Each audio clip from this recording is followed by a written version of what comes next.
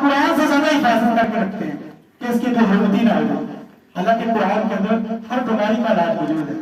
تو اس لیے کسی کے گھر کے اندر کوئی تعویذ کوئی ٹکڑا نکل آئے تو اس کو فوری دلیری سے نہیں کھولنا،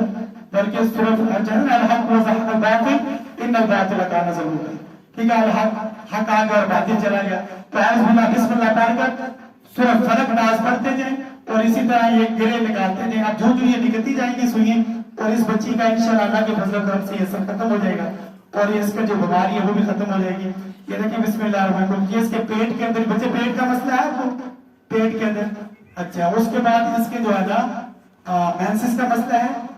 وہاں پر بھی اس کے لگایا ہوا ہے، پیچھے بچے بڑے بخانے والی جگہ پر بھی مسئلہ ہے، جہاں جہاں پر سوئیں سال میں مسئلہ ہے، بالوں کا مسئلہ، جس جس جگہ پر عمل کر کے کیا گیا وہیں پر اس کی سوئی لگائے گی۔ اب جہاں سے یہ سورۃ فلق ناز ہم پڑھتے جائیں گے نکالتے جائیں گے تو اللہ کے فضل و کرم سے اس کا جادو کا اثر ٹوٹ جائے گا۔ کہنے کا مقصد یہ ہے کہ اکثر لوگ جادو کا علاج غیر شرعی طریقے سے کراتے ہیں، جادو کا علاج تعویذ دھاگوں سے کرواتے ہیں جو کہ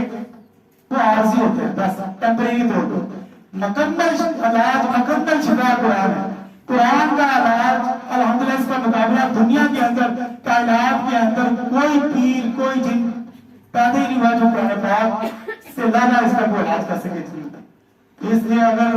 آپ صبح شام کے اذکار کی حفاظت کریں جو آپ صلی اللہ علیہ وسلم نے بتائے نا اذکار، دیکھیں ہم نمازیں پڑھتے نہیں ہیں پھر ہم کہتے ہیں پر جادو ہو گئی۔ جو شخص یاد رکھے،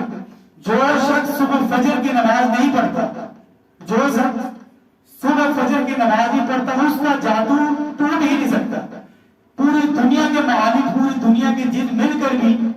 اس کا جادو توڑنا چاہے تو اس کا جادو نہیں توڑ سکتے۔ اس کی وجہ کیا ہے؟ حدیث میں آتا ہے کائنات کے امام محمد صلی اللہ علیہ وسلم نے جب انسان سوتا ہے نا تو شیطان اس کی گردن میں نا تین گرے لگا دیتے ہیں۔ جب وہ صبح نماز کے لیے اٹھتا ہے تو کہیں گے کہ آپ نے نمازوں کی پابندی کرے، جب تک آپ اللہ کے ساتھ مخلص نہیں ہوں گے تو پھر آپ کے کام کیسے ہوں گے؟ جو بندہ 5 نمازوں کو قائم نہیں کرے گا اس کی زندگی کے اندر کبھی خیر آ ہی نہیں سکتے، جہاں مرضی چلے جائے۔ اس لیے آپ اپنی زندگی کے اندر خیر چاہتے ہیں، اپنے صحت کے اندر خیر چاہتے ہیں، اپنے کاروباروں کے اندر اپنے گھروں کے اندر خیر چاہتے ہیں، خود بھی اپنے بچوں کو نماز کا بدل بنائیں اور اس طرح کی جب آپ صبح شام کے اذکار کی پابندی کریں گے تو اللہ غیر سے مدد کرائے گا، جہاں کے بھی دفن ہے اللہ تعالیٰ نشاندہی کرا دیں گے۔ تو اس لیے غیر شرعی طریقے سے علاج نہ کرائیں، قرآن پاک مکمل شفا ہے، قرآن سے علاج کرائیں، انشاءاللہ اللہ تعالیٰ تمام مسلمانوں کو اپنی حفاظت میں رکھے، نمازوں کی پابندی کرتی ہے۔